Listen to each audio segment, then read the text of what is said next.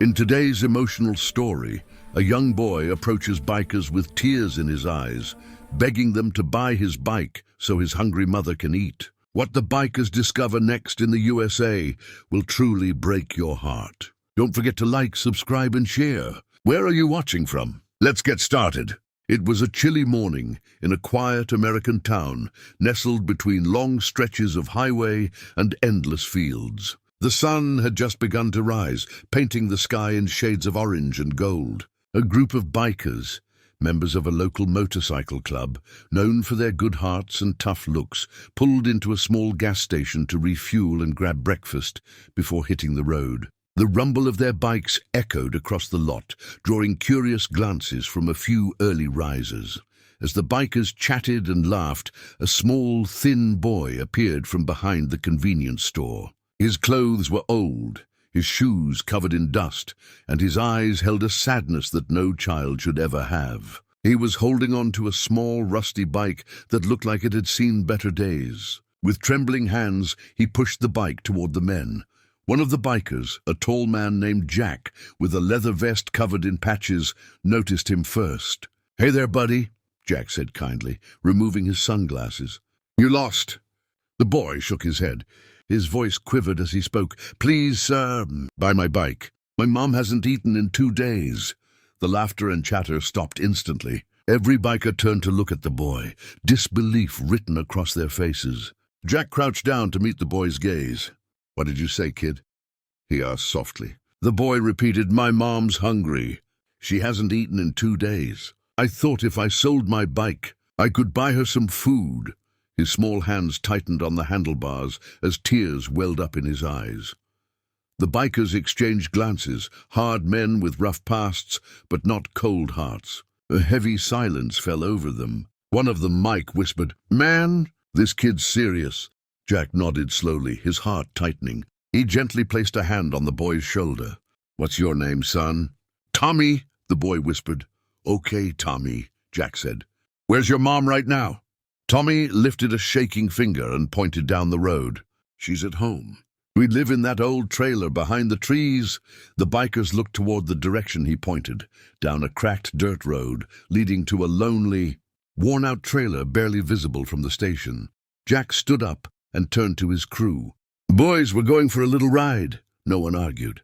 Without a second thought, the bikers fueled up quickly, packed a few snacks and drinks from the store, and told Tommy to lead the way.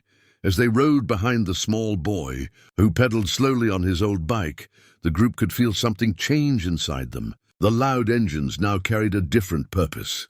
They weren't just bikers on a ride anymore. They were men on a mission to help a child who had lost all hope. None of them knew what they would find when they reached that trailer. But deep down, every one of them could sense the truth. This wasn't going to be just another day on the road. As the bikers followed Tommy down the dusty road, their hearts grew heavier with every passing moment. The cheerful sound of roaring engines now felt somber, echoing through the quiet countryside. When they finally reached the small trailer hidden behind a row of dying trees, the sight before them made even the toughest biker go silent. The trailer was old and weather-beaten, its paint peeling, windows cracked, and the front steps nearly falling apart. Tommy jumped off his bike and ran inside, shouting, "Mom! Mom, I brought help!" Jack and his crew quickly parked their bikes and followed him toward the entrance. Inside, the air was thick and musty, and the smell of neglect filled the small space. On a torn, faded couch lay a woman, thin, pale, and weak. Her hair was tangled, her clothes worn. She looked up, startled, as the group of bikers crowded her small home. "Tommy, who are these men?" she asked, her voice trembling. Jack stepped forward, removing his gloves. "Ma'am, we're not here to cause trouble," he said gently. "Your boy came to us asking to sell his bike. Said you haven't eaten in 2 days. The woman's eyes filled with tears as she turned to her son. "Tommy, you shouldn't have," she whispered, ashamed. Before she could say another word, Mike, one of the bikers, set down a grocery bag filled with sandwiches, fruit, and bottled water. "No need for shame, ma'am," he said softly. "Let's get you something to eat first." Another biker, Sarah, one of the few women in the club, knelt beside her and offered a sandwich and a drink. The woman hesitated, then began eating slowly, tears streaming down her cheeks. Tommy sat beside her, smiling for the first time in days. The bikers looked around the trailer. It was almost empty. No food in the cupboards, no heat, no running water. Jack clenched his fists. "How long have you been living like this?" he asked quietly. The woman sighed.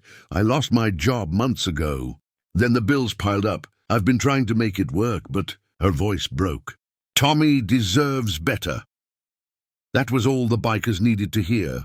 Jack stepped outside and made a few calls. Within hours, other members of their club started arriving, bringing boxes of groceries, warm blankets, and even a small generator. One biker went to a local store and returned with new clothes and shoes for Tommy. Another contacted a local charity to arrange long-term help for the family. The small yard buzzed with life as the bikers worked together. They repaired the steps, fixed the broken window, and even cleaned the yard. When they were done, Jack called Tommy over and handed him a brand new red bike. "This one's yours, kid. You'll never have to sell it again." Tommy hugged him tightly, his little voice breaking. "Thank you, sir." His mother watched from the doorway, tears of gratitude streaming down her face. That evening, as the bikers rode away, the fading sunset reflected off their helmets, a reminder that even the roughest hearts can shine the brightest when they choose kindness.